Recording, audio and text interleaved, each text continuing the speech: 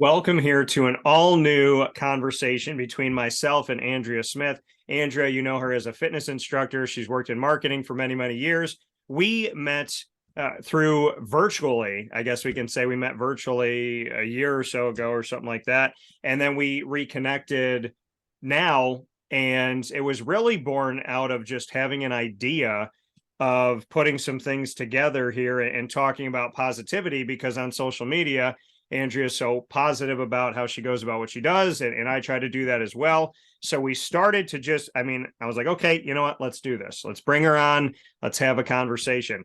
What it's turned into is that like morning talk show that people have already jumped on. We've done two of these together, and I get excited to go back and listen to it. People are already excited, all different walks of life from different parts of the country, getting in touch with me saying, I love it. I'm following Andrea now and looking forward to this, that, and whatever. So I will say that whatever I was feeling in our conversation has been, kind of domino affected with other people, Andrea. So welcome back to the show. But I don't know if I should introduce you as something or me as something, as opposed to just saying it's DT and Andrea and we're going to get after it like we always do. Well, there you go. That's the first time you've said it. So now next time we'll just start it that way. All right, there we go. So I love how I have the big intro and you're just like, yeah, okay. Because she was ready. But we're both wearing our Jaguars hats today because it's Victory Monday. So it's important for people to know that we are in full spirit mode. Yes. On this glorious week here. I'm wearing my visor in love a visor. Not only of Jacksonville, but of my good friend and a guy who wore a visor better than anybody in Syracuse for football, Scott Schaefer. So he was visor all day. I am also the visor because it's a hat, but it also keeps your head nice and cool when you're down in Florida. And because I shave it so low, it allows my head to still get as tanned as the rest of myself. So yeah, I have to say that I'm a visor person also, because then your head doesn't sweat. Right.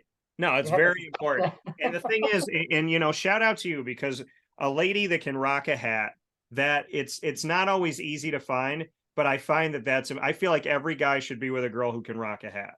Yeah.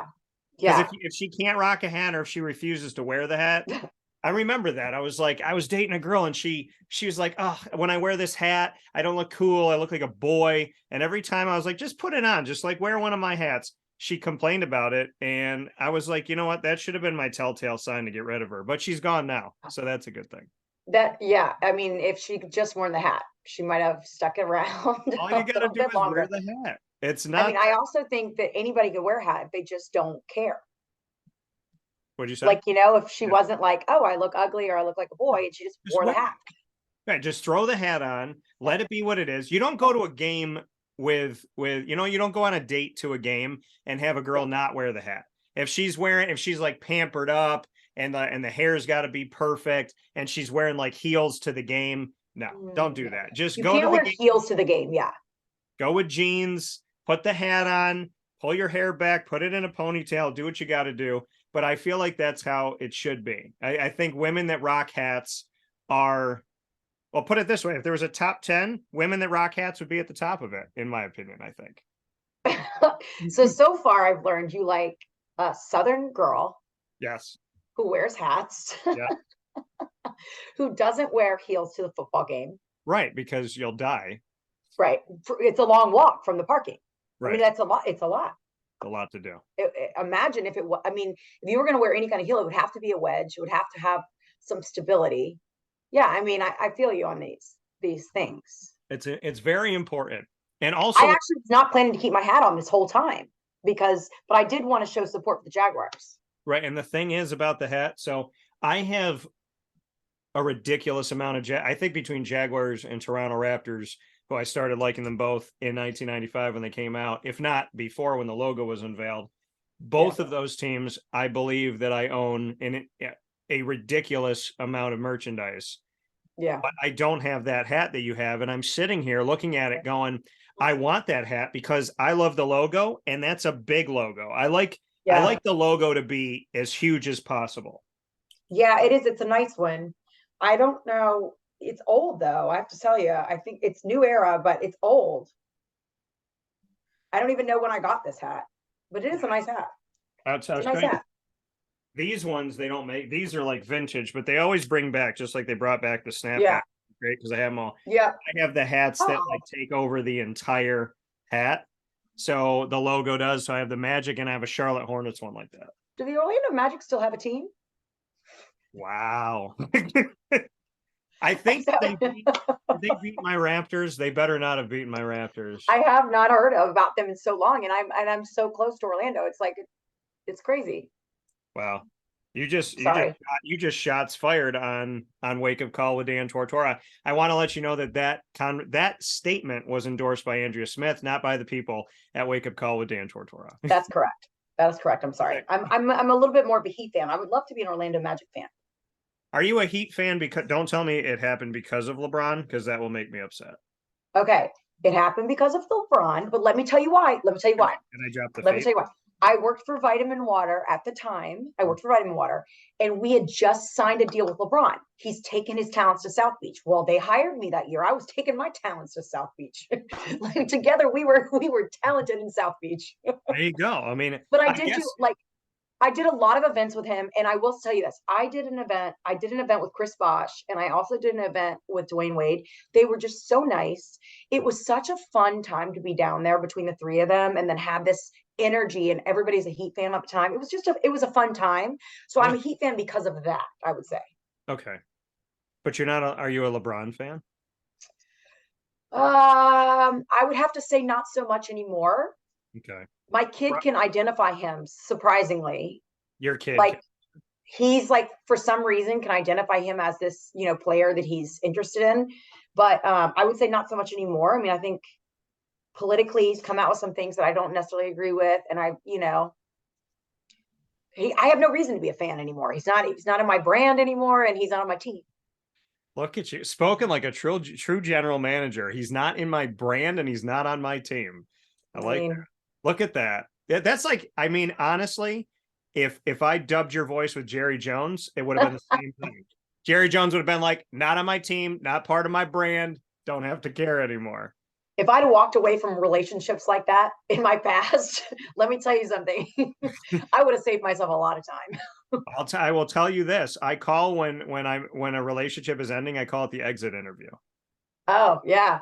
I do. Yeah. Because have you ever seen the movie? I'm going to ask you this and you're going to say yes, but I feel like a lot of people have. When I watched it, I didn't think anybody had seen this movie outside of like a few saps. I'm a sap, whatever. But The Proposal. Yeah. Okay. Yeah. So in The Proposal, when Sandra Bullock fires that guy, and she says, Ryan Reynolds, what is he doing? What is he doing? He's like, he's pacing, he's getting upset, he's coming out, and she's like, don't do it. And she's fired him, and now here's his chance to either save himself and to not tarnish his reputation, and he decides to go off. That's why I call breaking up an exit interview, because I've had the girls that leave gracefully, and I have the girls that are like, oh, well, there's no shot of us getting together again. No. Okay. Well, in that case, and they do exactly what that guy did. And they're like, but like, I hate your mom. You're like your dad, all the key things, and just start going after your manhood, who you are as a person, your career. And I've had a lot of exit interviews where I'm like, don't tarnish your reputation. You could still work in other parts of the city. And then they go, and it's like, just like Sandra Bullock, I'm like, all right, I'm going to tell you what's going to happen. So I'm definitely not, I definitely was not a graceful exiter in my history, in my past. No? I was probably, I hope any of them, I hope they watch this, because they will laugh. Any of them. I would hope. See, I don't know. That's not what I got. What I got from you is that you and I have a lot of similarities. And I don't think that we let people walk on us. I think that we've learned not to. Yes. We'll do that. But in the past, maybe we were too giving or forgiving. Yes. I don't picture you as an angry exit interview, though. That shocks me a little bit, that you're like, you know what? If I'm going, I don't know if I can picture you kind of putting all the stuff on the front lawn. I don't know if I'm an angry one or if I'm just a sad one. Like, I feel like I was kind of like the girl that, I don't know, like almost like you're losing the game or the race, and you don't want to lose. So you're willing to like do whatever it takes to like not lose the Well, that's game. You know different. what I mean? I I'm feel like I talking was more about like women that. that are like, you're not a man, like people that come after Uh, your yeah, I'm career, not your mean. job. Yeah, no. That I've had the exit interview like Sandra Bullock Yeah. when the guy when it's like, when the guy with her, and then in my case, when a girl's leaving, she's like, if I'm leaving and there's no shot, I'm gonna blow every bridge up. I'm gonna make sure there's no way to get back in the city. I was like you. I was like, let me think about what I can do. How can Yeah. we make this better? No, Yeah. some of the girls that left me, they left me in the if graceful was a bunch of broken heels in the middle of a desert with makeup running down your face while you're screaming, running at the ocean, then yes, then that was their gracefulness. But they Yeah. were they were lighting fires. They were letting everybody, your friends, your mom, your dad. I mean, everybody was involved in their exit interview. So Yeah. yeah, Yeah. I feel like I was always the chaser from the lever. I was the chaser. And then I got to a point with a couple people where if I'm cleaning in the house and you're leaving the house for good, like forever, and I'm cleaning, you're in like a 0.00001 percentile because I'm typically not putting Tupperware away. And Right. if you're leaving while I'm putting Tupperware away, I think only one woman can say that but she was so far gone in what she was saying that I was Right. like, can you just leave? And then she would come back in the door, say something. She came back in like 4 times and another thing and another thing. And I was like, honey, I mean, this is very mean and very rude. I wouldn't say this to somebody that I loathe. So can you just get in the car Yeah. and take Yeah. me home? But yeah, I don't think I'll ever forget the weirdness of that conversation. But it was also a girl that didn't have eyebrows. So I maybe I could You have have some interesting ex-girlfriends. I no mean, eyebrows, really interesting none. human beings, I feel like. I have dated.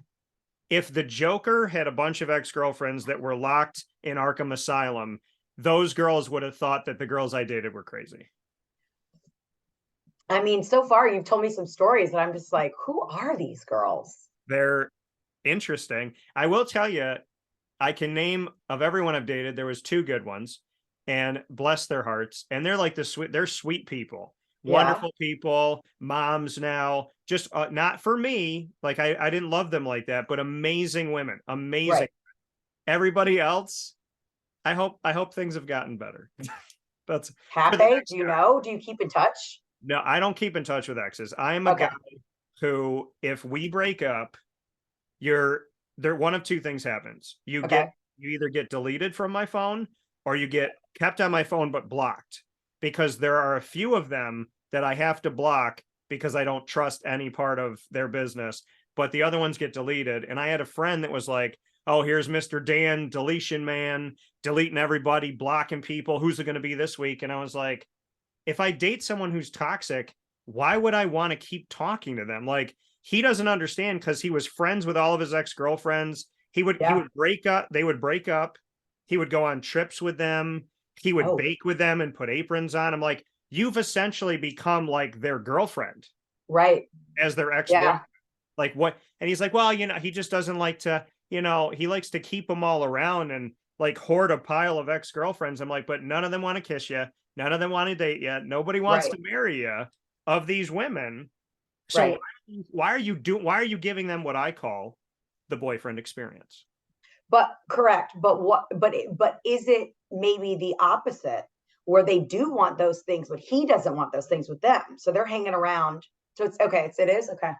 Yeah. I mean, I'm friends with exes. I've stayed friends with most of my exes. Now, not first by any means. Yeah. You know what I mean? Because obviously you're upset or whatever, but Yeah. not at first, but years later. I mean, I'm like, I have exes that are, like you said, they're married now, they have kids, they're, and you want them to be happy. Now, am I hanging out with them? Not really, but Yeah. like No, I'm I not friends. definitely say I'm friends on Facebook, but I love that I mean, it's pretty savage. Delete? I mean, damn. Well, if you knew what I've seen and what I've dealt with, I'm not deleting a I human think your being. pickers off. I'm deleting like an 8-foot octopus with like teeth. I'm not deleting like a kind-hearted woman who's like, "Oh, I love you," and it just didn't work out. I'm deleting people that had genuinely had no eyebrows. drew them on in the morning. It was horrifying to me. She asked me one morning if I wanted breakfast, and I asked her if she was sarcastic because I couldn't tell without her eyebrows. So I mean, I feel like your picker is way off. my picker? Yeah, like I feel like however you choose your girlfriends, it's got to be way off. You have this many crazy This type is of things. See, but I don't want to be victim shamed. I don't want to be blamed for this. I have dated people Mhm. who I thought they were really good liars. And then when you found out the truth, I kept trying to go back to, oh, she'll get back there. We'll get back there together. And so I fought for that. Right. Then in the world of dating apps, when I realized that a ton of the people on dating apps don't know how to communicate, and that's why they're on them, because it takes them 17 days to answer 3 questions. When I meet people, I told my dad, I know what it is. When I meet somebody, I want to be a dad, I want to be a husband in the right situation. So when I meet somebody, I want to give it that chance, right? I want to give Yeah. it the opportunity. And if somebody, screws up, does something, I'm like, oh, yeah, we made a mistake. I make mistakes. We both make mistakes. I don't want you to judge me on a mistake. I'm not going to judge you. But when it becomes clear, as my one friend, Rob Drummond, said, he said, if somebody does it one time, it's a mistake. Somebody does it twice, it's a pattern. 3 times, it's who they are. Facts. And I have so many crazy ex-girlfriend stories because I stayed after the 3rd time. And that's where I found my thing to be, because I said it to one of my friends actually last year when I was down in Florida. I said, I finally realized what my issue is. When I know it's bad, I don't want to be the bad guy.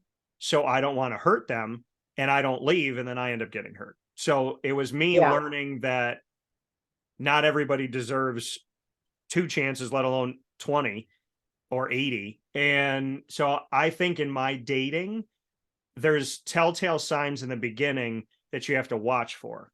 Like Yeah. I'm the type of guy, like I'm a chivalrous guy. So, Yeah. they always said men growing up, we want one thing. So we meet a girl, we want to jump in bed. That's not who I am. But I've met plenty of women in the last decade that as soon as they met me 2 hours in are like, come back to the house. And I was like, and my dad told me, he said, a girl ever does that to you, she's not going to be your wife. And so that kind of learning that part of it, and then, you know, seeing the telltale signs of, okay, this has happened a few times, or when you're dating someone and they feel comfortable yelling at you like 8 days into knowing you. My dad has always told me, like, if a woman's yelling at you now, you need to run. So I agree with that. I mean, I think that when you first start off in a relationship, I think both parties, if you're both the kind of people that want what you said, kids, marriage, all that stuff, I think that both parties are so wishful thinking that it's easy to take um infatuation, excitement, and kind of like really think that that's a true connection with somebody. I think it's easy to have kind of that wishful thinking piece of it. And I want to say there's like this meme that I saw once on social media. It's like, therapist asks you, what did you do when you saw the red flags? And then the person's like, oh, I thought it was a carnival. Like, I didn't think it was a big deal, like whatever. And it's so true. I mean, you see these things, and looking, hindsight's 2020, because looking back on that, you're like, oh, you know what? I saw that was happening. I knew that person was going to do that, or I could see something was going to happen, but I stayed in it because the hope, like you said, of those things. yeah, I would tell you to liken it to a song as you were saying it. I love this song growing up, and I think that's what it's been.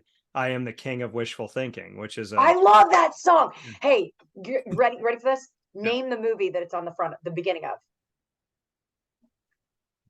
Oh my gosh, I feel like I've seen it recently. When Richard Gere's in the car in the very beginning.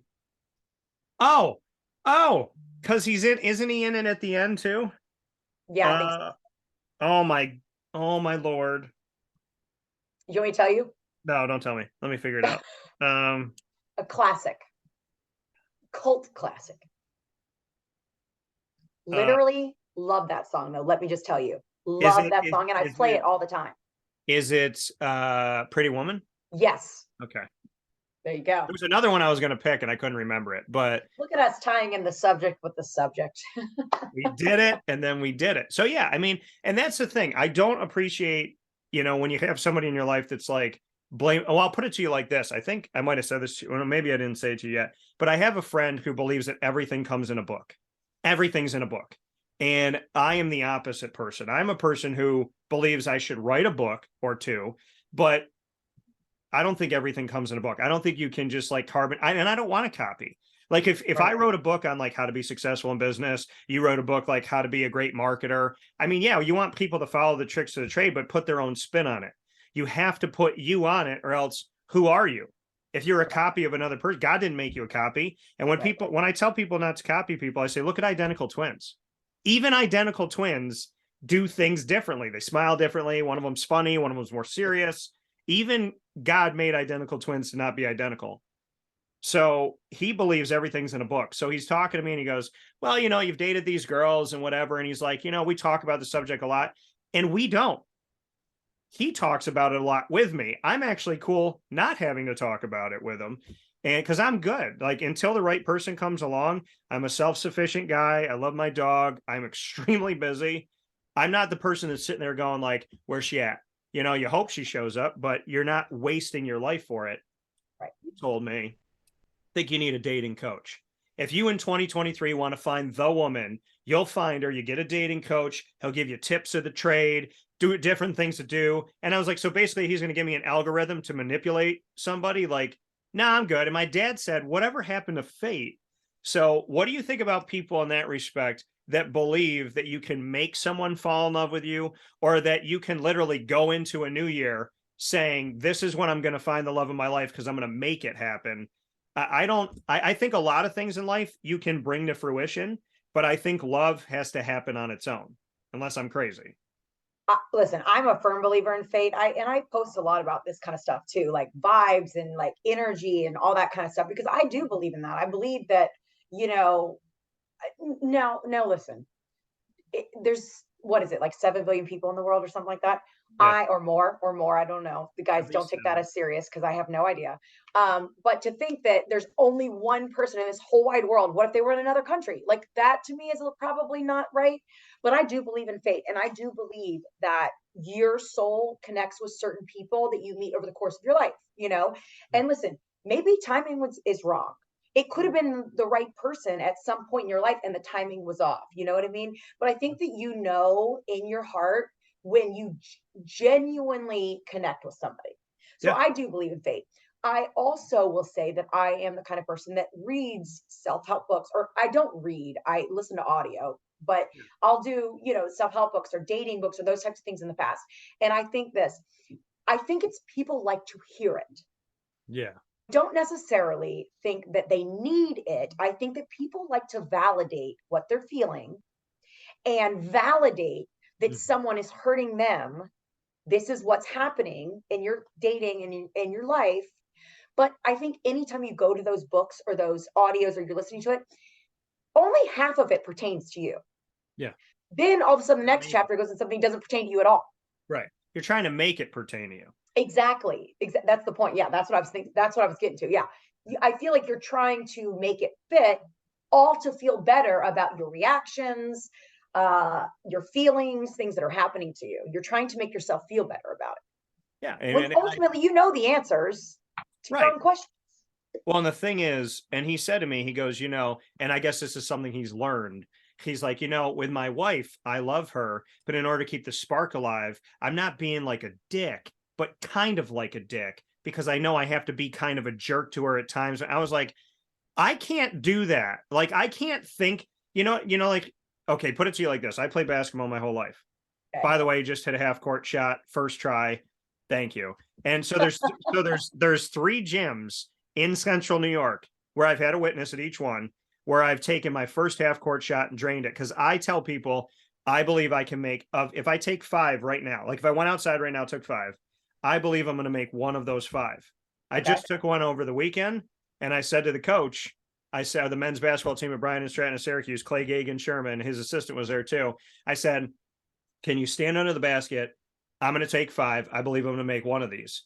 I drained the first one, and I was like, all right, good night. Everybody have a great day.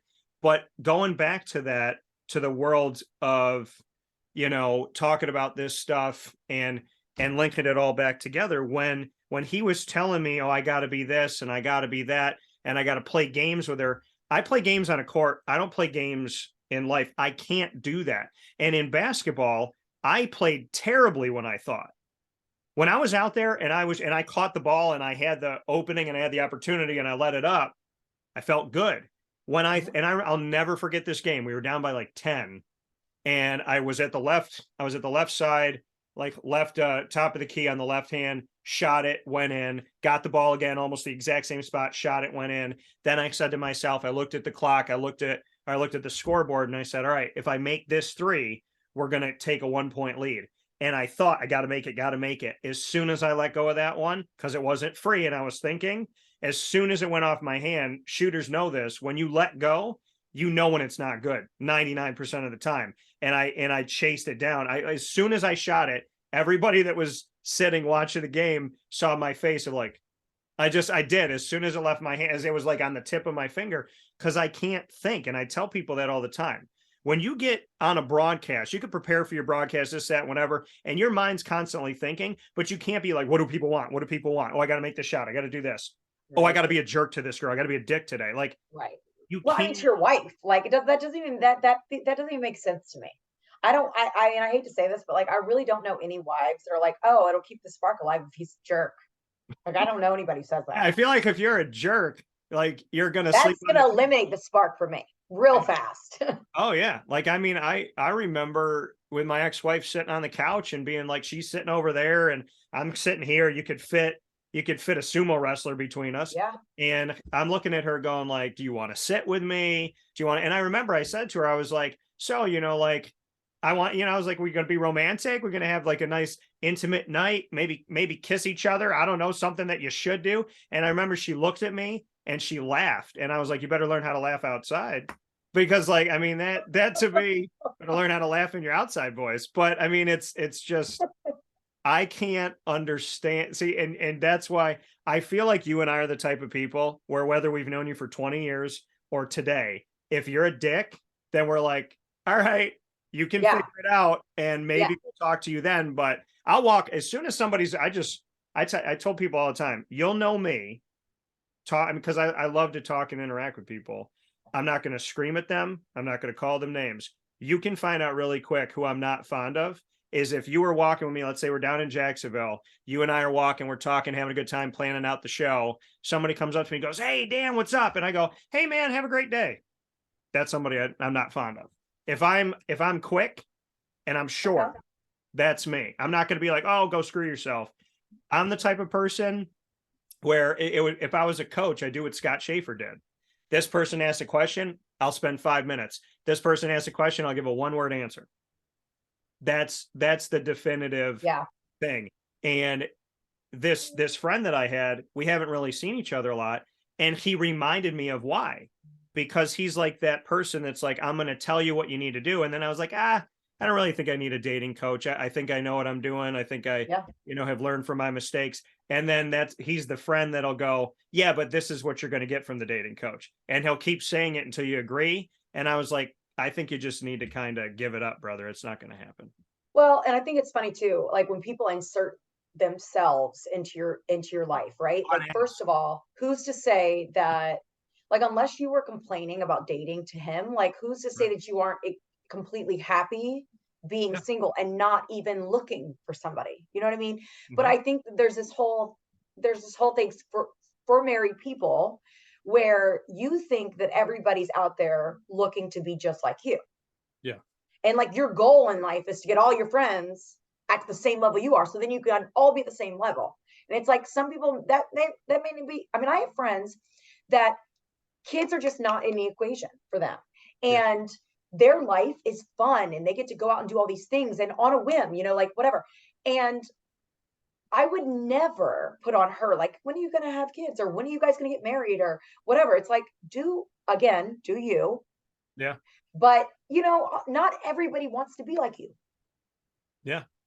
And I think that, and it's not even that, it's like the unasked advice. Like, hey, let me tell you how to live. And we were talking about something and then we got there. And then, like I said, he was like, well, we talk about this a lot. I'm like, You kind of bring it up a lot. I don't really want to talk Right. about it.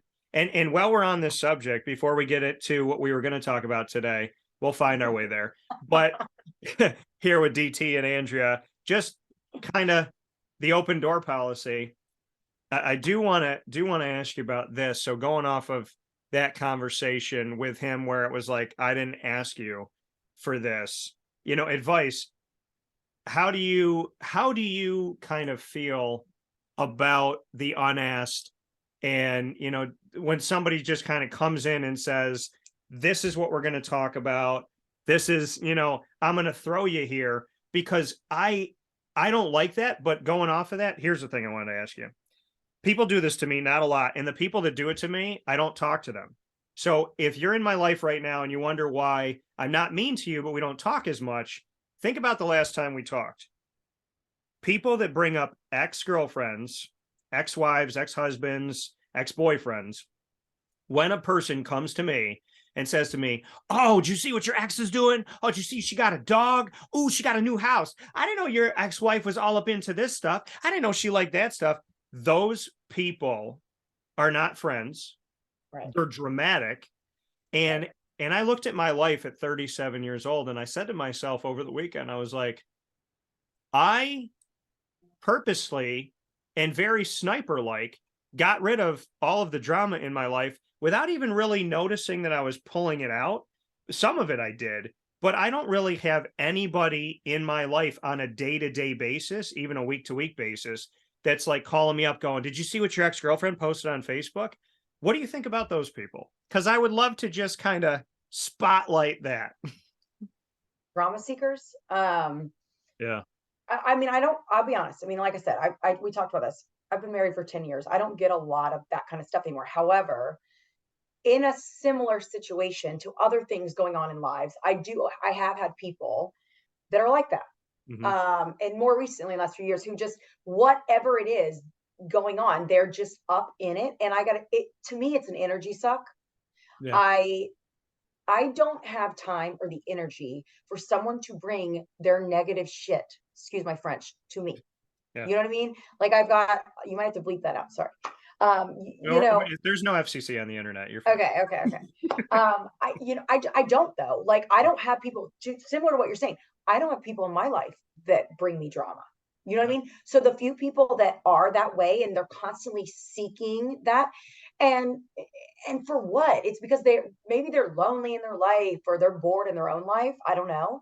But I tend to be, I pull away from that person. Now, I will say this, I'm the kind of person that I don't like to hurt people's feelings in the sense of if somebody's extremely nice to me all the time, and I've had this happen more recently, it is very hard for me, even though I can feel their toxic energy, I can feel the way they are. It is Yeah. very hard for me to outright just be like, not talking to you. Yeah. You know what I mean? Yeah. I'm with you. But I keep my distance. I will tell you that much. Yeah. I mean, and my thing is, and I do too. I mean, there's people that I talk to like all the time, every day. Yeah. And now we don't talk that much. But I've warned the person twice. I've said, hey, and I've never been mean. I've said, hey, you mentioned my ex-wife. I don't really get it. Don't appreciate it. It's not that I want to be with her. I just don't see any value in the information. Then all this time goes by. I'm dating somebody. And this is bringing up my ex-wife like years after, like not like the day after. And then I'm dating somebody. We just break up. And I get hey, did you see she bought a dog? Da da da. And I was just like, how many times do I have to? Again, if you do it the first time, it's a mistake. You do it twice, it's a habit. Three times, it's who you are. This person can't seem to help themselves of constantly saying, hey, did you see this X? Did you see that X? Did you see that person? And I was told a long time ago, and I believe in therapy. I believe it's good for everybody. And I was talking to a therapist one time, and he said to me, whenever somebody, be it your mom, your dad, a stranger, anybody, a friend, brings up an ex or something that hurts you, a situation that hurts you, a person that hurts you, ask them one question and one question only. How does bringing this up to me today bring anything positive into my life?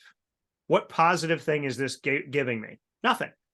No. If you went up to my ex-wife and said, hey, his business hasn't been bigger, he hasn't been more successful, he travels all the time, him and the dog are fine without you. Like, why would you want, I would never, ever want her to feel bad. No. Because even Right. when somebody hurts me, I genuinely, I mean, we're human in the moment, you might be upset, but I never want to hurt somebody else. And if I saw my ex-wife today, I would pray that she's happy, healthy, safe, has her money. Hopefully she's married a great person. Hopefully they have a great relationship. If she wants kids, I hope she has them. I don't have any pain in my heart of that. But when Right. somebody comes to you with that information, I just don't, I don't have time for it, but I'm to the point now where it's like I picture, like, you know, the West Wing when they're like always walking and talking in the corridor. I picture myself like this. I'm in the West Wing and I'm like looking at a paper and I'm signing something. Yeah. Yeah. And then they bring that up to me. Hey, Dan, did you hear your next? Oh yeah. Yeah. No, we Yeah. have that. We Yeah. got that bill to do. Like, that's kind of where I'm at. It's almost like they're seeking some sort of relevancy too, to like stay connected to you, like in that time of your life. You know what I mean? It's almost like they have nothing else to talk to you about Right. other Just than not this true. There's past. plenty to talk about. But in there, it's almost like that's what they find to be relevant. Yeah. Well, and I mean, I think in some cases, you know, people that have talked to me, they don't seem happy. Yeah. But I'm the type of person where I'm going to call stuff out. You know, Right.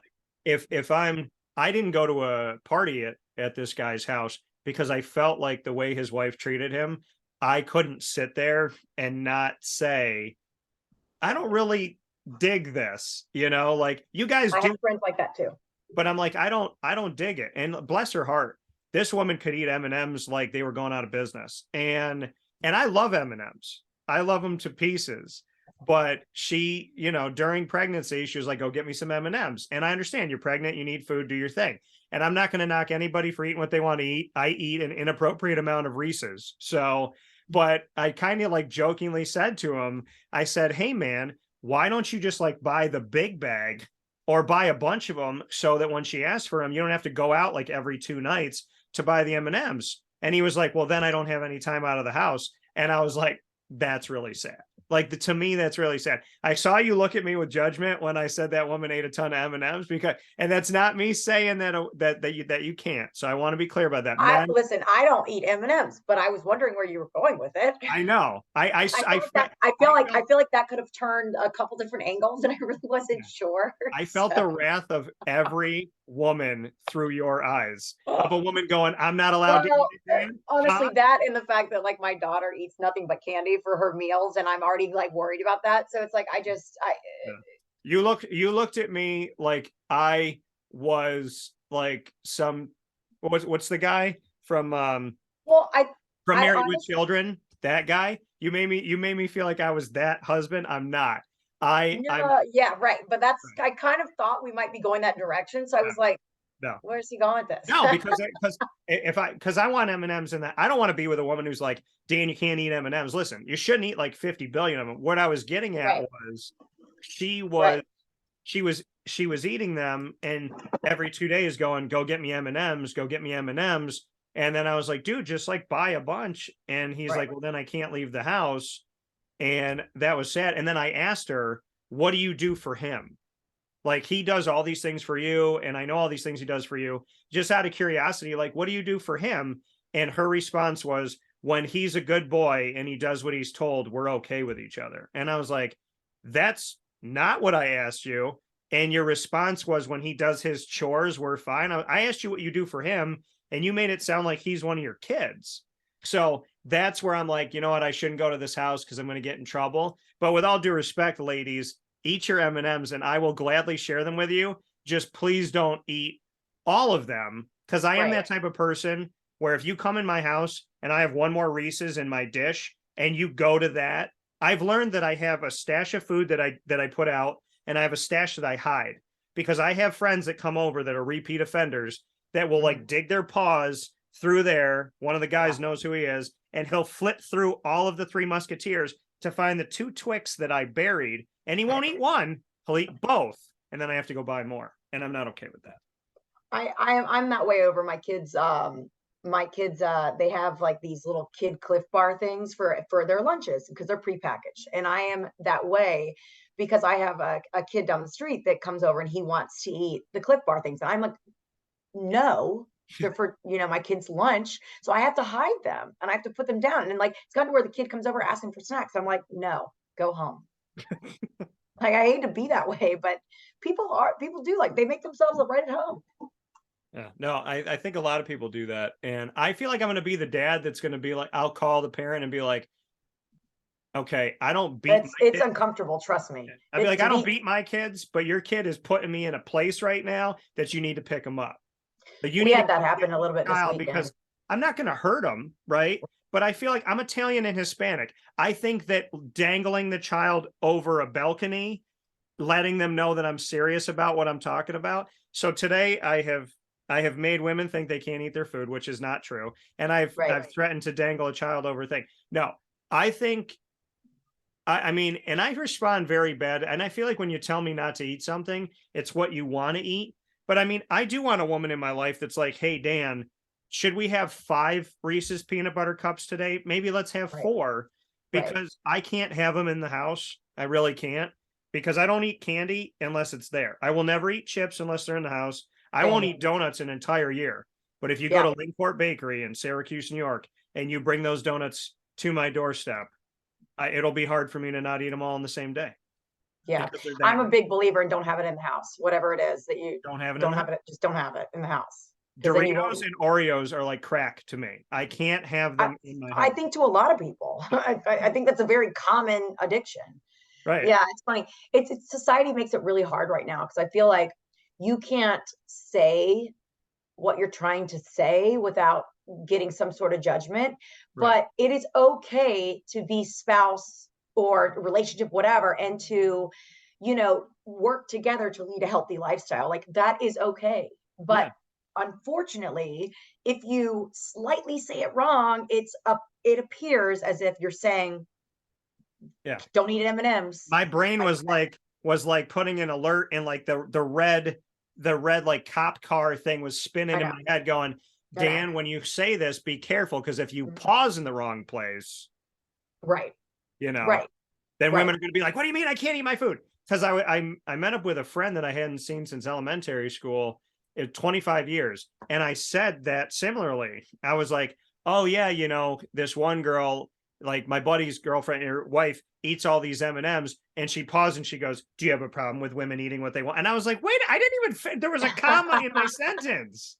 There was a comma here. Can you back up for a second? Did you just say elementary? I knew you were going to stop me. I've just never heard it pronounced. Because in the South, it's elementary. Yeah. And in New York, it's elementary.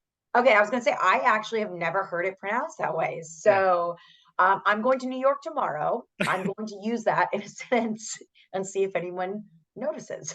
It's elementary, my dear Watson, not elementary. Yeah, elementary. Okay. Yeah. So, and speaking of Watson, and speaking of that connecting to Sherlock Holmes and movies, we're going to give you our top, because we need to get me out of trouble. We're going to give you our top 10 movies. So the thing is, I feel like you and I are getting to know each other's personalities, and we're flowing well together. But even you looked at me like a little internet troll about to pounce. And no, because I've told you guys before, like, I hate to say this out loud because I will get judged for this, but I am one of those people that stays on a diet.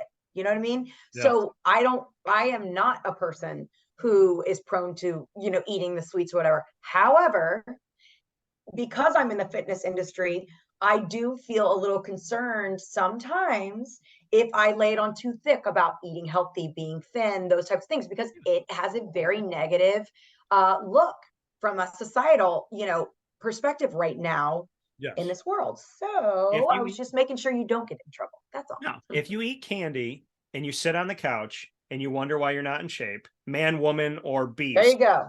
Hello.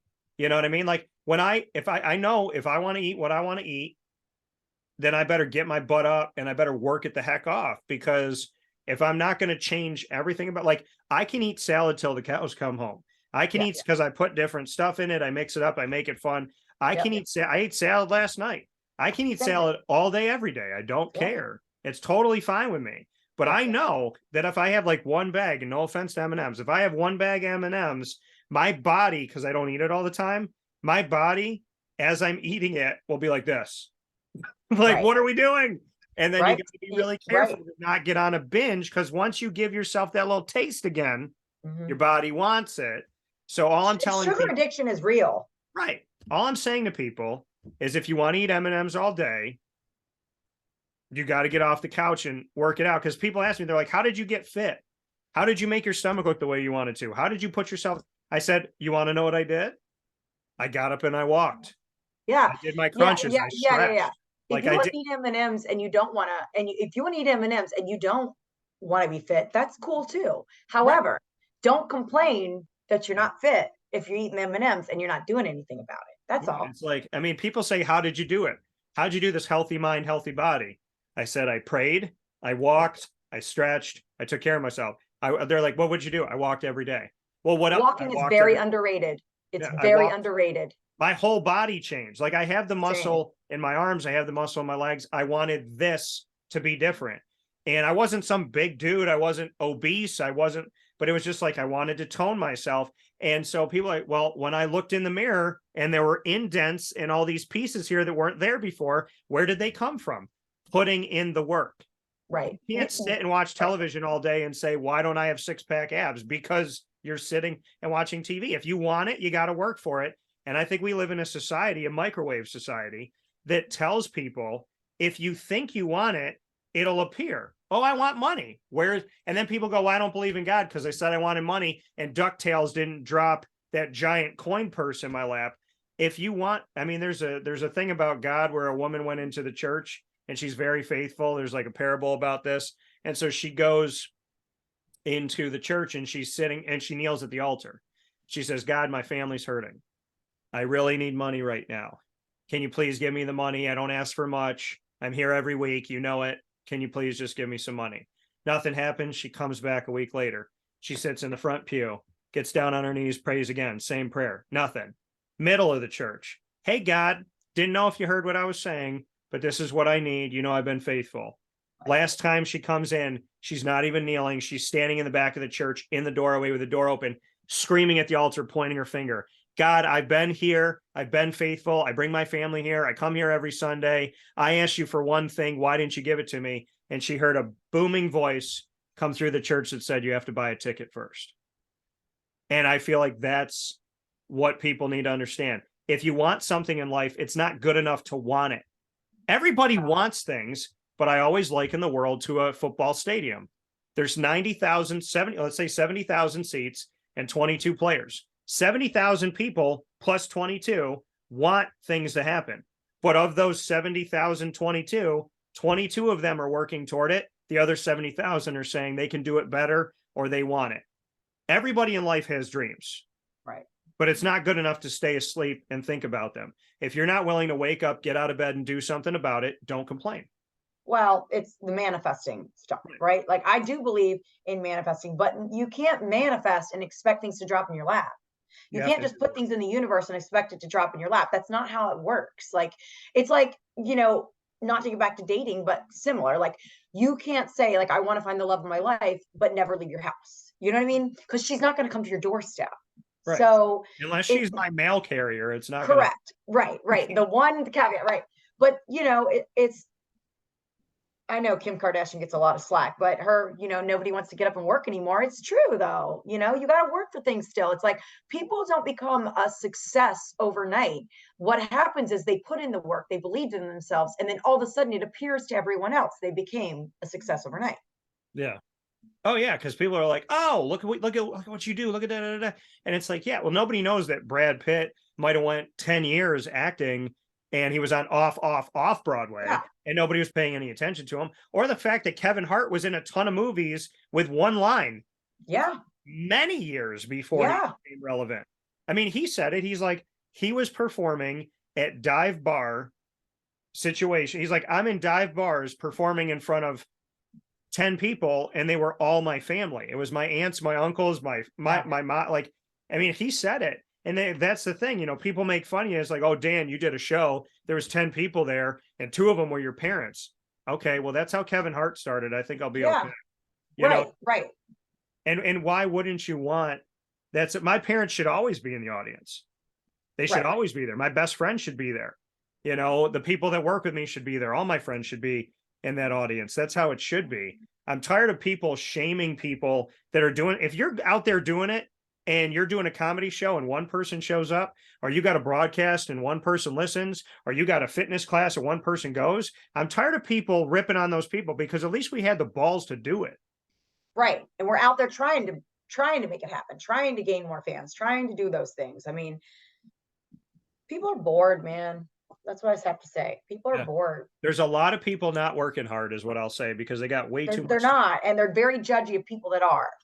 Well, they have to be, because if Because anybody, they don't have any dreams or any passions of their own. no, I said, you know what? Why don't I come into your cubicle and shake your cubicle and take your mug and throw it at the wall and say that your wife is ugly and you're stupid and you can't get this and you can't do anything and you should kill yourself. Why don't I come to your cubicle and do that? I can't, because you would be bawling your eyes out on the brink of jumping off a cliff if I said that to you. Most bullies in life, if not all of them, cannot handle being bullied.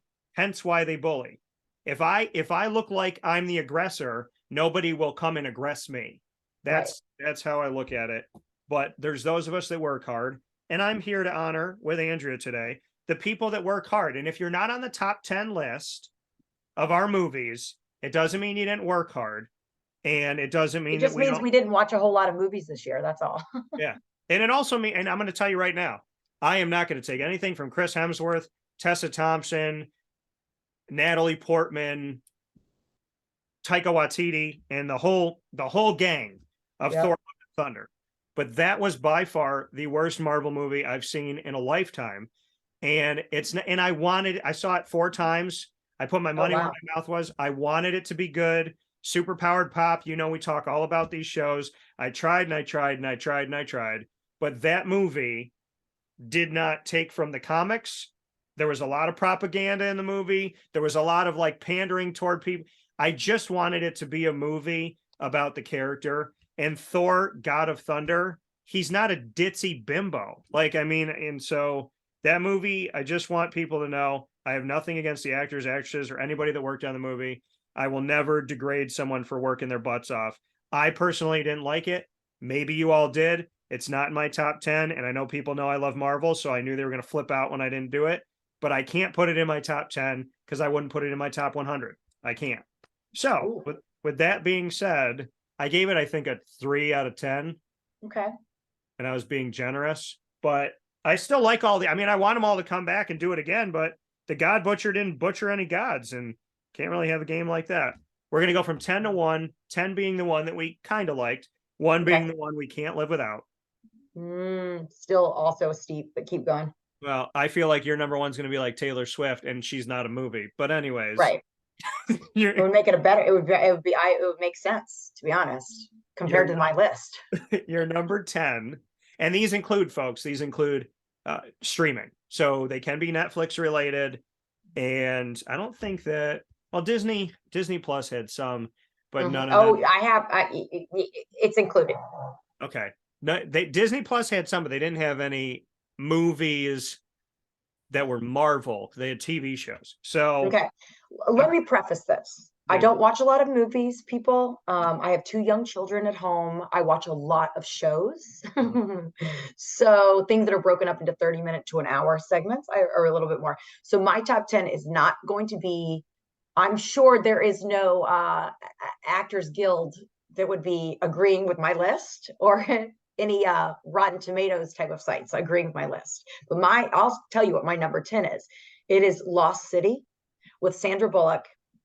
And it was silly, it was corny, but she's likable, she's fun, and what's his face is kind of hot. I enjoy him. Channing Tatum, yeah, that's his name. So anyway, I've watched that movie, so I have that as number 10. Fair. My number 10 is a movie that I didn't know if I wanted to put to my number 10, but of the movies that I did see, I feel like I didn't see as many movies as I thought I saw in the theaters. This one I did see. I wanted it to be good. I liked that it was darker. It wasn't as dark as it needed to be. More blood. There needed to be more of a call to action in this movie. And both post-credit scenes totally screwed with the Marvel Cinematic Universe's multiverse. So I don't know what was going on here. However, I do want to see him come back. I like his story. I like the actor. Shout out Jared Leto. So I'm going to give my number 10 to Morbius. Okay. I did like Morbius, and it was just starting to get good when it ended. There was a lot of parts to it, and I love the relationship that he has with the will they won't they, and she ends up being a will they. And I do like, there were a lot of elements to the story that with a little bit of tender love and care, I think would have been better. So that's why it just made it into my number 10. And I try to give Marvel, that whole world, the credit it deserves. So I tried to squeak you in there, Marvel. So there you go. What's your Didn't number see it. 9? Number 9, I just saw this a few weeks ago, Scream. And the only reason I would say that is because it did bring back some of the original actors. Yeah, And from a nostalgia perspective, I enjoyed that. I can accept that and appreciate that. I did not see Scream, but my number 9 is a movie that came out on Netflix with 2 actors that I like. It wasn't phenomenal, but it was worth watching again. Gave it over to my mom, and my mom liked it as well. Kevin Hart, Mark Wahlberg, Me Time. I had that on my list somewhere too. Well, and I have your number 10 on my list, but I'm not going to say Okay. where. Not yet. What's your number 8? Ticket to Paradise with Julia Roberts and George Clooney. I just like them. So it's really hard for they're just so likable in general as actors. Yeah. And I feel like anything they do together would be good. So I watched it and it was cute, little rom-com. Yeah. When you have actors like a Julia Roberts who you've been watching for over 20 years, it's like everything they do Is great. you're signing up to watch. Yeah. You know? Yeah, I mean, I think my thing, I have that with Robin Williams. I have that with Jim Carrey. I have Yeah. that with Jennifer Aniston. Yeah, same. I've also, when people are like, who's your like lifetime crush? She's on it. So Yeah. she's probably number 1. But and she's she's a beautiful lady and she's very timeless. My number 8 goes to a woman who I appreciate and an actor that I do as well. And this was on your list. I like this movie. I saw it in theaters. I very much enjoyed it more than I thought I would. The Lost City. So Oh, okay. I'm Yeah, going to give okay. it some love and some credit. I like romantic comedies. I also realize in dating, when a woman's like, I'll watch anything except for rom-coms, I'm like, well, this isn't going to work out because Right. life is a rom-com. Life is full of romantic comedy. I mean, I don't think that I think my life is just like a very long, like when you're telling a joke and you got a long setup. I feel like my rom-com has had such a long setup that when it finally hits, I'm like, oh, hell yeah. But Well, it's not going to work anyway because you like to watch it. So if they say, I don't like to watch rom-coms, right off the bat, that's not going to be fit for you because you like it. right. It's like, well, what am I supposed to do? You know what I mean? I remember she's like, Send them home. the girl said, she goes, I love messy drama. And I'm like, ew to both of those things. Like, Right.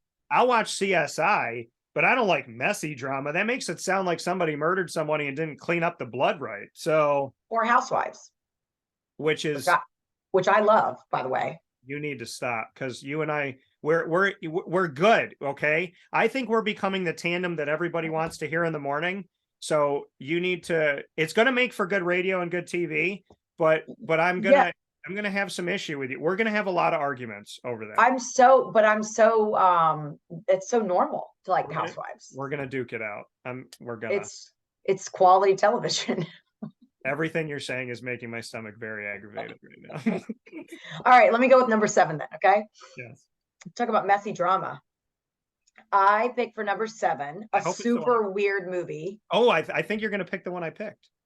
Deep Water. No, does start with a D though. Okay, Deep Water with Ben Affleck. Super weird. And the way it ended, I don't want to give it away if you haven't seen it, but the way it ended, I'll just say I really wasn't clear on who killed who in it. It was just strange, but I do like him and I am a fan of him, and I'm a big fan of him and J-Lo back together, I have to say, on a whole nother subject, but I do like him, so I wanted to give him the support of watching it. One of the best things in Hollywood that I hope works out is Ben Affleck and J-Lo. Me Really, too. I Me really do. too. I'm a fan of them both. Me Bringing it too. together. By the way, if you want to terrify yourself, especially as a single man in dating, I watched a movie and I said to myself, I think there's at least one girl I dated that if I stayed a little bit longer, this would have happened. Gone Girl. Oh, yeah, I've seen it. That That was movie, a good movie. That was a good movie with him. it's a good movie until it touches home base. But yeah. He's been doing some dark, twisted things, though. You know what I mean? Does. Like, I almost feel like he needs a good rom-com to Yeah, kind of bring him back a little. because Geely was not. Yeah. I think that's how he met J-Lo, though, right? Maybe. So I never saw it. They got horrible reviews. I didn't see it either, but that's, it's like the butt end of a lot of people's jokes. Yeah. My number 7, you described it, but it wasn't the same movie. Very creepy. It went to a place I had no idea it was going to go. Completely threw me off. If I had seen it in the theater, which I did, and I saw it when it came out on a streaming service, but this movie was unsettling, kind of a scary sci-fi movie that I didn't anticipate would go there. I thought it was just going to be about relationships and people cheating on each other and like different things and like having a lot of money and like sex with different people. That's what I thought it was going to be about. It ended up being really weird, and it ended really weird. So you described it without describing this movie. It's Don't Worry, Darling. You know what? I started that and I have not. I got to like the first maybe 15, 20 minutes of it, and then now it's kind of sitting on my list. I hadn't see it. Do me a favor, watch it, because I want to talk with you about it. Okay. I'll watch it this week. It really this was me. I'm like eating my salad, watching it on the edge of my bed, and I'm like, oh, really? And is then that on Netflix right now? I think it is. And it was one of those like, on my list. Should I stop eating my salad? It didn't stop me from eating my food, but thank God. But I remember calling my dad going, you should watch this.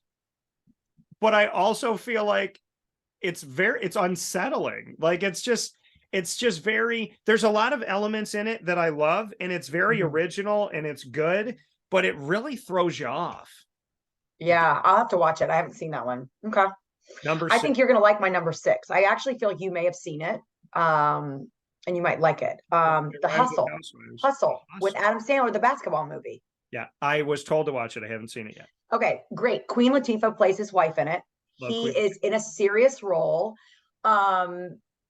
It is supposedly loosely based on another. I guess the guy that plays the basketball player is a real basketball player. So anyway, I don't know all the details, but I love a sports movie. You know what I mean? Like I love a good sports story. So it's great. You should watch that. I think you'd like it, especially after knowing that you like basketball so much. I do. Yeah, shut up. I do appreciate Adam Sandler. And you know what? If America ever had a queen, it would have to be Latifah. Yeah, that's true. I genuinely, her personality, I would marry her personality. She's very likable in general. She plays a lot of roles, but she also stays cool. She's funny. She's cool. She's funny. She can give it to you. Like she can dish it and take it. By the way, the movie The Holiday, fantastic movie.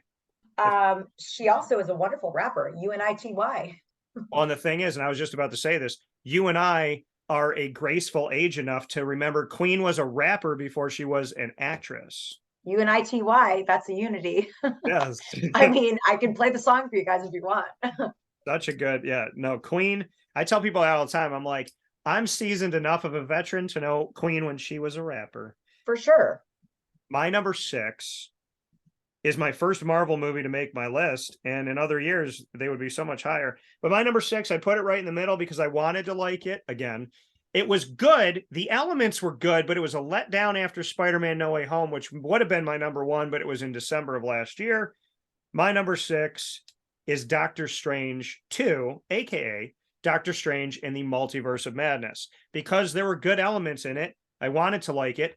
I'm a fan of the goatee, Benedict Cumberbatch, as you know, but it lost me in places where I just felt like there were too many plot holes. And the best part of the movie was, I don't, well, no, there were plot holes. The best part of the movie, the absolute best part, the thing I was waiting for, involved a scene where we were introduced to people for the first time, and then they were eradicated like nothing. And then I asked somebody who actually was in the movie, in that scene, and I'm sworn to secrecy on a lot of things, but we talked about something, and I go, here's my theory. And he goes, nope. And I was like, so it just sucked? Like, I mean, I was like, really? Like, that's not what I thought. I was like, really? Like, no, this is what it is. I want to give Marvel credit. They're probably doing this, this, and this. And he goes, no, Dan. And so Doctor Strange, you made my list. I'm loving you up, but you got me up for a little bit of a letdown. That's why you're number 6. See, I haven't seen any of these, which is shocking because I have a son that is into this kind of stuff, but I haven't seen any. But all right, my number 5 is the same as one of yours. It's Me Time with Kevin Hart and Mark Wahlberg. They're funny together. It's likable. They're just funny together. And honestly, like, to me, Kevin Hart, he can do no wrong. He's so good and he's so likable, like in all the characters he plays. And Mark Wahlberg's kind of the same way. I mean, you talk about an actor who can play a lot of different roles, comedy to something serious. I mean, he's something special. I feel like he can play a lot of different roles. Yeah. Mark Wahlberg, fantastic. Love Ted and Ted 2. Also another one that we're old enough for. Marky Mark and the Funky Bunch. Yes. And that's also started out as a rapper, everyone. And my friend Mark, and that he knows that's what I call him. His name is Marky Mark and the Funky Bunch. Number 5 for me, I never thought I'd watch these movies because I didn't know how. I'll put it to you like this. Okay. I love Grandmama. And I think that Tyler Perry owes some money to Larry Johnson because Medea looks like Grandmama. And right. I never thought that I would watch the Medea movies because I didn't really know what to anticipate from them. And then I watched 1, and then I watched 2, and then I watched 3, and then it kept going. And I'm confident in my movie screenwriting because I do want to do that at some point in my life. I'm confident that I can like really piece apart a movie as a screenwriter while I'm watching. I try not to, but there was an intro to one of the Medea movies, and I was sitting on the couch, and I said to somebody that had already seen it, I looked right at them and I go, oh, a woman gets beat up by her husband or boyfriend in this movie, don't they? And she looked, it was the intro. It was because wow. I saw that because it was the music, like the montage, the petals falling, and the song by Toni Braxton. I literally said in the first few minutes, it was like the first 2 minutes of it, I said, oh, I know that a woman gets beat up by her husband. I'm going to get really pissed off in this movie because of that. And she's like, no. And sure enough, like in the first 10 minutes, it happens. And it's a comedy, right? Well, he does comedies and serious ones, but okay. I knew it just based on the rose petals and the Toni Braxton song. But Medea, you do it right. Tyler Perry, I'm a fan. And he did one for Netflix, and Medea Homecoming was funny as all get out. So I'm going to give it to them in my number 5. Okay. All right. So this, I'm probably number 4 going to get some slack for because it is a documentary movie with somebody we like, Halftime with J-Lo. I loved it. So I was like a dancer, cheerleader growing up or whatever. So to watch like the scenes of them practicing, getting ready for the Super Bowl and doing like all these great things, I loved it. I loved every bit of it. And I'm a huge documentary fan anyway. And back to the point of, we really want J-Lo and Ben to succeed. Yes. I thought Halftime was really nicely done from a documentary standpoint. So I would highly recommend watching that movie. Yeah, I want them to succeed so very much. My number 4 is a comedian I never knew I liked until I got invited by a couple to go see him in Syracuse. And he was playing at Funny Bone in Syracuse in Destiny USA Mall. I went in, didn't know anything about him. I laughed harder than I probably laughed at any show I've ever been to in my life. And then I wrote to him. Well, I think I met him after. Oh, I met him after. Talked to him about his sister who is fighting lupus. God bless her. And then I wrote to him on social media. He wrote back to me. Wow. And I went to go see this movie. It is my number 4. I love it. And I cannot believe that there was a reference to Lil Wayne in this movie that nobody else in the theater picked up except for me. And there was all different colors, shapes, and sizes in that theater. There was like a plethora of America there. And I picked up the Lil Wayne thing that apparently nobody else did. The Tiffany Haddish, she was wearing a cop outfit and she was looking beautiful in Oh, it. I know exactly what you're talking about. Yeah. And she looked right at Joe Coy in the movie, and he said, he's like, can we get together? And she's like, yeah. And he's like, can you wear that outfit when we do? She goes, what you think? This is Lil Wayne? So, and I looked around the room going, nobody remembers Mrs. Officer. But anyways, number 4, Easter Sunday with Joe Coy. It looked cute. I didn't see it, but it looked cute. I saw the previews. It looked cute. Very good. All right. Number 3. Mm-hmm. Okay. Again, this is where my list starts to be like, don't watch movies. Let me remind you guys, I have kids. Okay. Zombies 3. Now, let me say this. Stop. I haven't seen the first 2. Listen, let me say, I was like, what the hell is this zombies movies? Like, these kids go to zombies in their high school. Like, what is going on? I thought it was so weird. Let me tell you guys something. Best Disney soundtrack I've ever heard in my life. My kids would get out of the car and I would still be listening. I stopped. You're like, you look very confused. It is you know what? There's got to be some parents right now. They're like, oh, I love those zombie songs. Anyway, very good. And listen, the message of it all is don't eat people. Don't judge a book by its cover.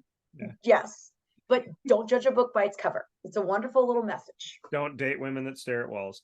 So my number 3, I love it. That was so great. That was wonderful. I don't know. That's going to sit in my brain for a while. I'm going to text you about that probably most of today. Well, there's 3 versions you can watch, 1, 2, and 3. So you can check one out. I can't. My number 3 is on Netflix. And okay.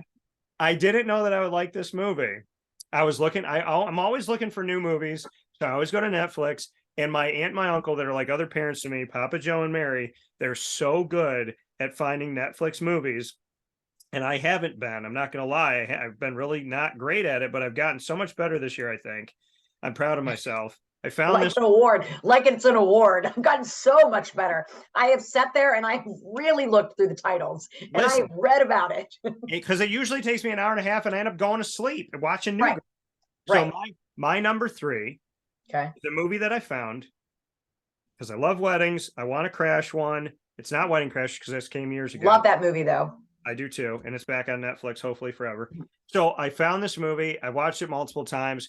Big shout out to a cast that a lot of people maybe have never seen anybody in this cast before. I thought they were fantastic. I'd watch them all again. Wedding Season on Netflix. Great romantic comedy. I don't think I've seen it. Who's in that? There's, oh my gosh, it's a bunch of people that I've never, I knew you were going to ask me. It's a bunch of people I've never seen before. So okay. Wedding Season's cast, I'll tell you right now. So it is featuring, let me see here. So the cast is, let's see, Pallavi Sharda, Ariana Afsar, Suraj Sharma. Let's see who else in the movie. Veena Sood. Oh, I think I've seen the previews for this. Damian Thompson played a great role. Ruth Goodwin. Yeah, I've never heard of any of these people, but I feel like I've seen previews for this. Oh, well, because it continues to be like one of the most watched shows. Really? Yeah, because I should get an award for picking it because people are now following suit. Thank you, gentlemen and lady, for all the all the wonderful people that have come and watched this movie. I will watch it again and again. I like it. I think it's a great favorite, and I think that they should release it in theaters. I think it was that good. Okay. It's on Hulu. We got 2 more. No, Netflix. It says Hulu. Really? Yeah. Wedding Season. It's on Netflix. Netflix made it, I think. Don't trust the internet. Stop trusting the internet. It's Hulu. It's not Hulu. All right. Well, that's a thought for another day. To find out which streaming service it's actually on. I'll be looking that up. All right. So number 2, I feel like this one is it would not be a shock to anybody because I feel like it's only gotten good reviews is Where the Crawdads Sing. Yeah, I was gonna watch that, and that's on Netflix right now too. It is. It's not a rom-com. No, it's not. It's a drama. Is it good though? Because I feel it's Wedding Season is a Netflix film, as I knew that it was. So there's no way. Maybe there's 2 wedding seasons. Well, there's probably Where the Crawdads Sing is a good story. There are like some a suspense movie or a little bit. I mean, it's a drama. Somebody dies in it, so it's all kind of centered around that, and it goes back in. it goes back in time. So it kind of like it starts with you knowing that something's happened.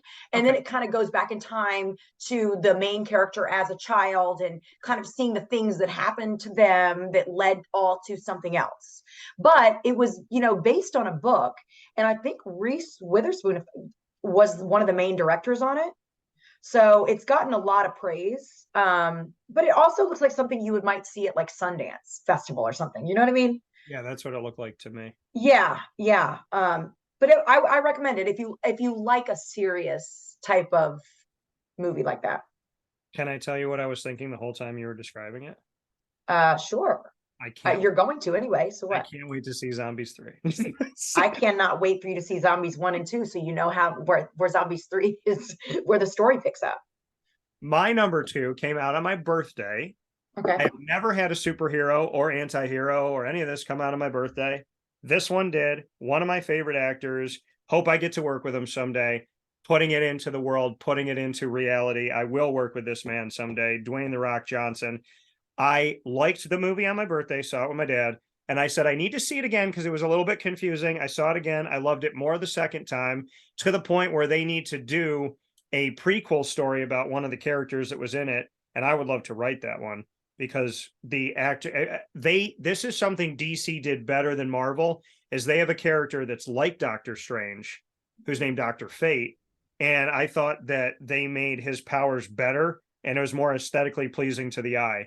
Love this movie. Number 2, only because my number 1 is just heads and shoulders above everybody in this. My number 2 is Black Adam. I didn't see that, but I heard that was really good. It's almost as good as Zombies 3. I mean, maybe. I don't know. Maybe. I actually have not seen that, but I did hear that. I'll have to watch that. I feel like my number 1 is pretty normal, but I feel like I know what your number 1's going to be because of what you've been saying this whole time. I'll be shocked if I'm wrong. Yeah, I got to see Black Adam. Okay, my number 1 is, and I feel like this is very common for a lot of people. It was in theater for about 8 months. Yeah. Top Gun. So I actually just saw it. I didn't see it in the theaters, and it's unfortunate. I wish I had seen it in the theater, because I think with the special effects and the flying scenes, it probably would have been great on a big screen. Yeah. I waited till it came out on Amazon to rent, but I think from another one where the nostalgia kind of takes over, I mean, it was just as good as the original Top Gun. Okay. Which I've heard several people say that too. I mean, the story was told really nicely, and it brought in a cast of new characters in a good way. Yeah. That you weren't left feeling like it wasn't like Saved by the Bell, the new class, where they come in and all of a sudden you're like, who are these people? You know what I mean? No, it was good though. It was good. Yeah, I had never seen, I know people are going to freak out because I'm a movie person, and I think people, come to me expecting, based on what they know about me, that I've seen all these, but I had never seen Top Gun until this year. The original? Yeah. Wow. And my nickname is Iceman, but not because of the movie, because of X2, X-Men United, where Iceman is actually an iced man. And there's a scene, and that became, so the scene that stuck with me, that became my nickname, and it was actually my first DJ name at Marywood University, was after a scene where Iceman kisses Rogue, and she temporarily takes the power of whoever she touches. So as her lips touch his, they kiss, and then she turns and she breathes out cold air, and she says, cool. And after that scene, I was like, whatever, I'm Iceman. So I have seen Top Gun. I haven't seen the new one. I do want to see it. It's not because I didn't want to, people. I just haven't seen it yet. It was one of those things where, like, there was people I knew that wanted to see it, and I was waiting for them, and it never happened. I was kind of in that situation too. I kind of waited, and then I was like, screw it, I want to see it. And yeah, you got to get to that point. My number 1, I will see. I've seen it twice at the time we're talking. I will see it again. I fight myself on going to see it every day because I just love it. I cried 4 times. I knew I would cry at least once. Fantastic movie. I'm not going to give anything away. I'm a huge fan of the actor that passed away. I was trying to get myself up to the point where I was going to cry twice. I was like, I'm going to cry because we're going to lose him again. Like, I had to hear about him dying in real life. I had to lose him on the screen. I love this movie. I love all the actors and actresses in this movie. I am I would marry Lupita Nyong'o after this movie. I will tell her that. She was gorgeous in this one. Was gorgeous in general, but gorgeous in this movie. So Lupita, flawless as Nakia. Letitia Wright, she is. I'm just going to say that. I'm not going to show. I'm not going to give anything away. I'm just going to give her that. Appreciate it. Respect it.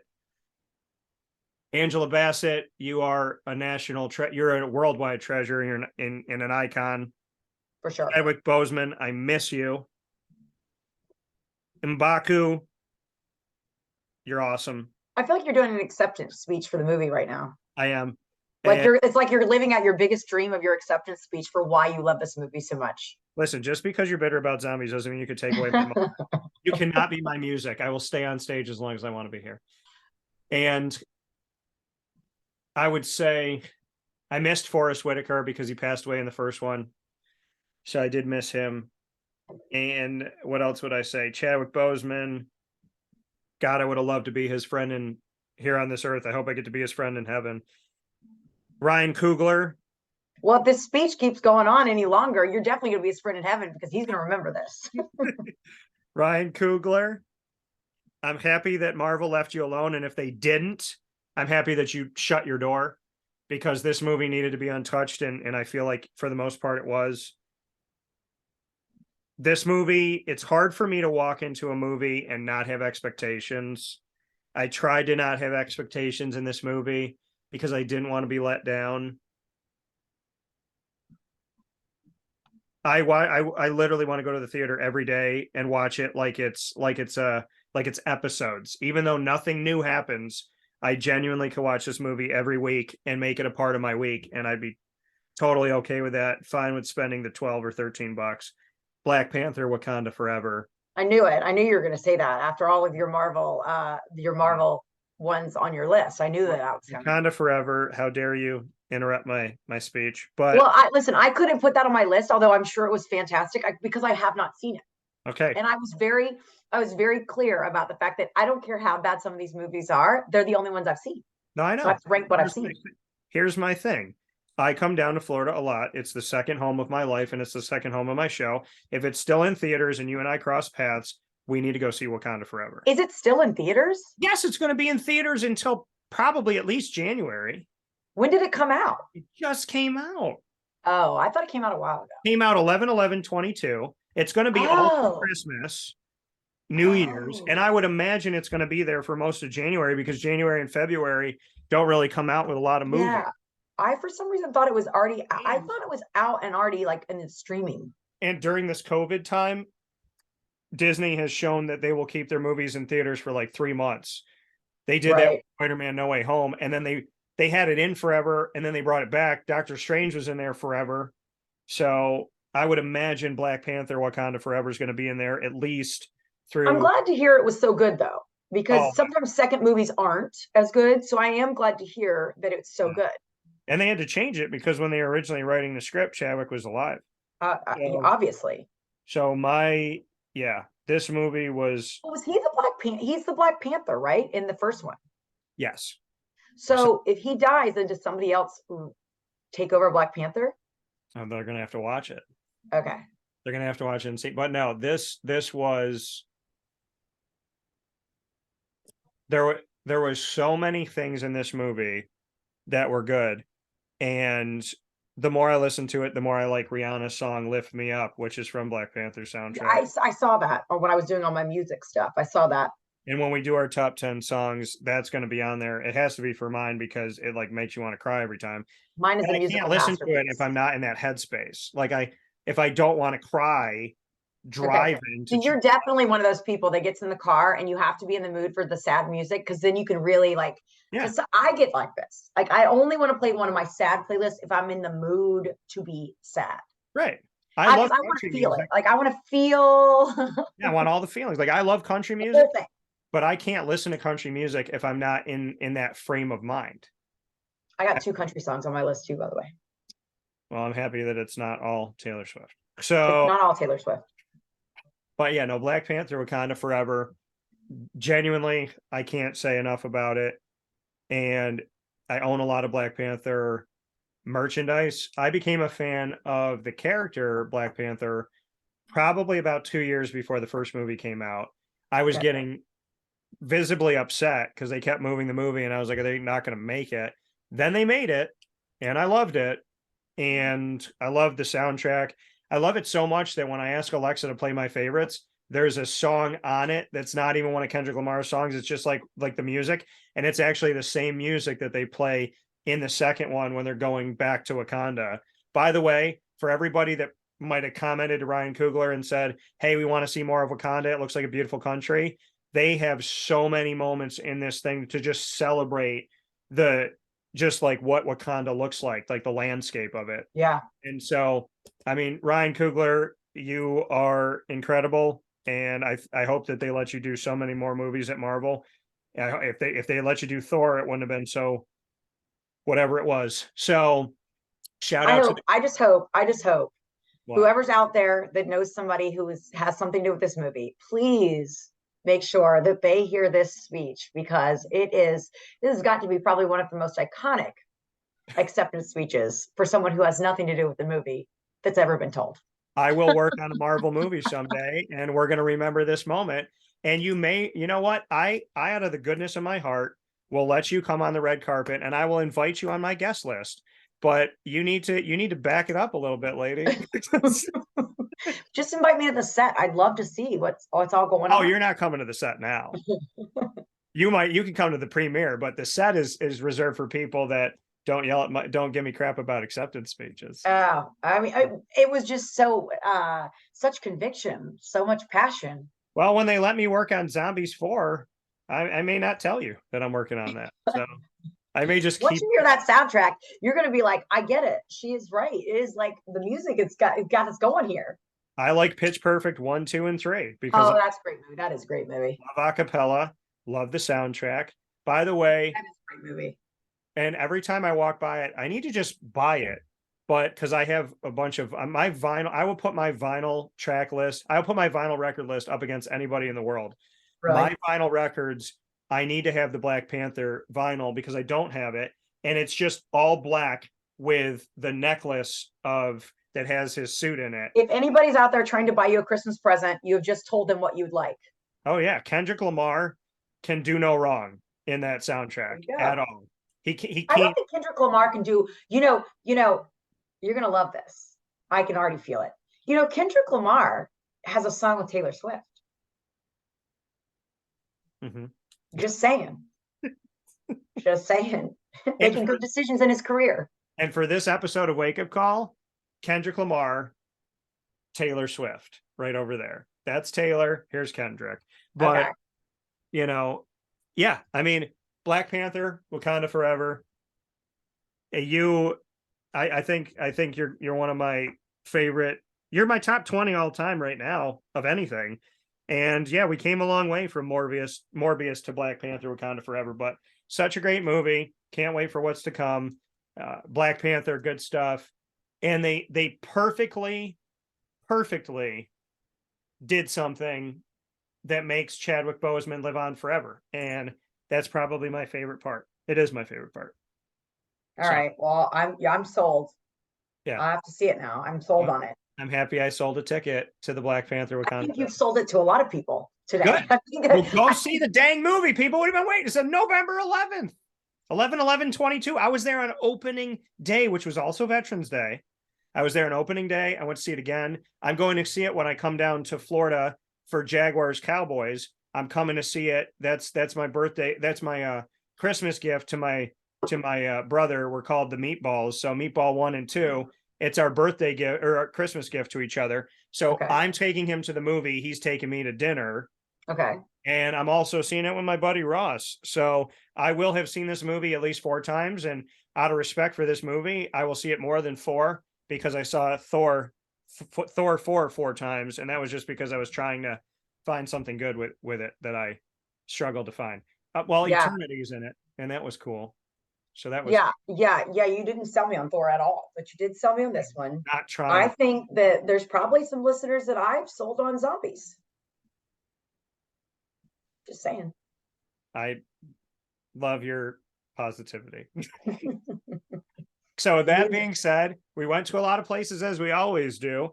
This has been DT and Andrea. The open door policy is wide open on this one. We did our top 10 of 2022 for movies. We got plenty coming up with songs and a bunch of other things when it comes to the two of us being together. We have become the show that I want to wake up in the morning and listen to. So thank you to everybody that has come to listen and watch Andrea and I, Andrea Smith, myself, Dan Tortora. We are here on Wake Up Call in the Cafe Kubal Studios.